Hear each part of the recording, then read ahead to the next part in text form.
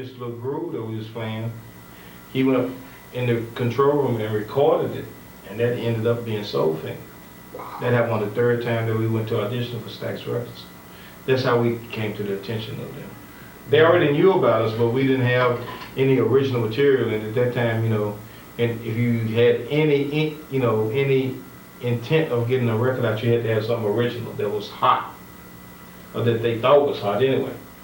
Man, I tell you, you guys have so many cult classics, it's not even funny, man. I think about Knucklehead, Son of Shaft, and even like that remake of Dance to the Music, man. Y'all put this funky kind of other arrangement on it. That's my thing. If you're gonna go ahead and you're gonna remake a song, wear it the way that you would wear the song, as opposed to really trying to copy what the artist, before portrayed. And like I said, that opening for Dance to the Music and that guitar lick, man. Man, like I said, I used to DJ, so that was one of the things that would get the party going, man. Okay. Wattstax, 1972. How did that all come to be? Well, Al Bell had wanted to do something in Watts, like you said, to commemorate the anniversary of the riots back in the early '60s, and he wanted to do something to really show that a lot of people could come together without any kind of violence. Yeah. And he proved it very well with Wattstax, because there were right over 100,000 people at Wattstax, and there was no incident, no major incident happened at that event. Some pretty heavy acts on that bill too. I think about Isaac Hayes coming out with them chains out there, Station Wagon, and Jesse Jackson doing that introduction, man. Like I said, my man, I got to get him a copy of the film, because like I said, I watch it religiously, man, that and Save the Children. But I tell you, you guys, along with Luther Ingram's performance of If Loving You Is Wrong, I Don't Want to Be Right, but Son of Shaft was so funky, man.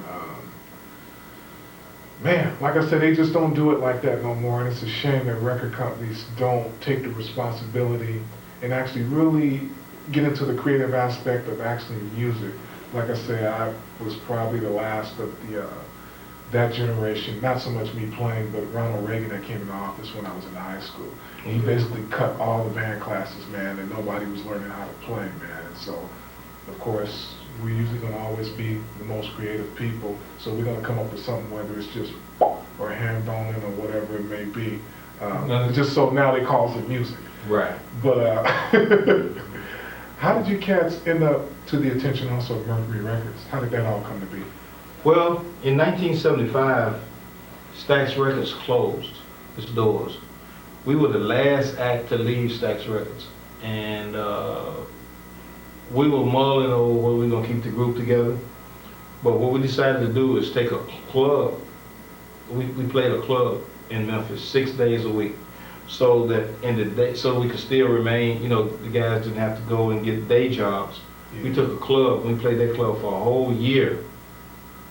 And during the daytime, we played the club at night. In the daytime, we would rehearse and work on material.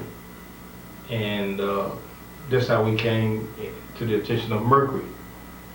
We did a demo for them and sent it to them. They loved it. And 3 weeks later, they had a contract, and we were signing with Mercury. And I don't mean to paint a picture that some stuff happens that easy, but this is actually how this particular thing happened. It happened that quick.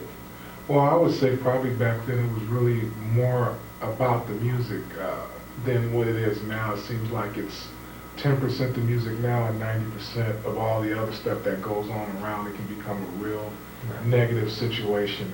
Right. Let's get to some more Bar-Kays Entertainment, and we're going to talk about this United We Fought thing that you guys have blessed us with. Should be in the Rock and Roll Hall of Fame. James Alexander, bass player, Thunder Thumbs on that bass of the mighty Bar-Kays. They have such an immaculate body of work. We really can't really coin it or really break it down in one show. We're doing the best that we can, but these cats are really large. And like I say, when you talk about not just 70s funk, but 60s funk and R&B and everything else that has to do with it, their name actually really, in my estimation, belongs along with Sly and the Family Stone and Stevie Wonder, people, Curtis Mayfield, Norman Harris over at the Philadelphia thing, and Tom Bell and Linda Creed, people who really can really do it. Like I said before, it's a real honor to have you on the show. How did you guys come up with United We Funk? United We Funk is actually the brainchild, or the brainchild of Marlon McClain of the Dads Band and Bobby Harris. They came up with this idea. They had been talking to us about it for about 3 years, but said, oh, you're not going to be able to get all these groups together. And I think we were one of the last groups that they called. And we gathered together, and once we worked out all the details, we said, well, we're going to start rehearsing. And they had already gotten the album together, Roger, God rest his soul. Yeah. Well, they had a couple of cuts on there, and also Rick James has a cut on there. But we were the last artists to actually do a cut. And they said, we want to do this thing, this United We Funk thing, whereas members from all the bands are playing each other's songs. And they came together with the concept, and after just dealing with everybody for about a year, we finally got it together. We started dealing with it. We started doing some shows in November of 1999, going into the year 2000. We did quite a few shows last year, and Oakland is actually the first show that we've done this year as United We Funk. Wow. And with the way the crowd responded to it tonight, it looks like we're gonna be doing it. Baddest show I've seen in quite a while, a few years. I have to go back quite a ways, but I tell you, I've been knowing Bobby Harris for many years. I was raised partially in LA, so I know just about everybody he's worked with, whether it's been Patrice Rushen or Dougal Chancellor or Reggie Andrews. I remember they were signed to Motown under some real tripped out circumstances I don't really want to get into, but for him to come up with a concept like that, like I say, it's something that I'm sure anybody who's into the funk would only dream about and not really could vision it actually happening. And actually to see that show tonight, Larry Dodson coming up there in them suits, man, and when he got into Anticipation, man, I actually almost turned into a female in the seat. That's a whole different thing. I've always been a big Bar-Kays fanatic, man. But Michael Cooper, when y'all closed out part 1 on Love Train, that arrangement that you guys was playing is something that actually probably would take all you guys cohesive and really supporting whoever's up front when it's their turn to really get the stage. Like I said, you guys had so much chemistry and cohesiveness is the word that I'm looking for, that it was actually unreal. And then when you guys came back out,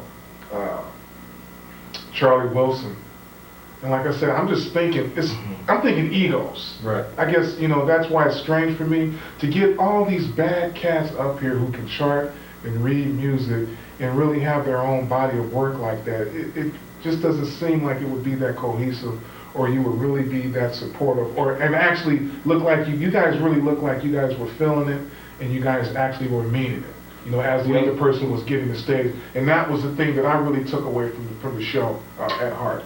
We're having fun. We're having a lot of fun, and years back in the day, this never would have happened. Because we were battling each other, but now the same bands that battle each other night after night, we're playing together as one night after night. That's why it's called United We Funk. And hey, we're gonna make sure the world knows about this, because we're gonna go from north to south to east to west and everywhere in between, and tell them about it. We've been doing stuff like selling our live CDs. Our CDs at the shows. You're selling posters and stuff like that, and people are finding out about it. The show here in Oakland tonight was sold out, and I'm pretty sure we'll be coming back because the fans loved us and we loved them. Hey, I'm gonna be on Shelly Tatum hard. The promoter, I know Shelly Tatum. I will be on him hard about that one, man. Right. Y'all just y'all do y'all part and keep this thing together. We got to have it, man. We gotta do it, man. What's in the future for James Alexander and the Bar-Kays? That's really kind of where I would like to leave with. What's in the future? First of all, James Alexander has started his own record label. The label that started in '97. Larry Dodson has started his own record label, and we are working on a new Bar-Kays album. And we're working with some young producers, And no, we're not gonna be doing hip hop, but we got some young producers, and we're gonna be coming up with our own new album. Look for it probably sometime, later this year. Wow. All new original songs from the Bar-Kays. That last thing y'all did real quick, and I know you're tired, you've been real gracious, but that slide thing that y'all did, man, that was like real out of this world, man. Nice, man. James, thanks for coming by. Thank you. God bless. Thanks for giving us the funk all these years, man.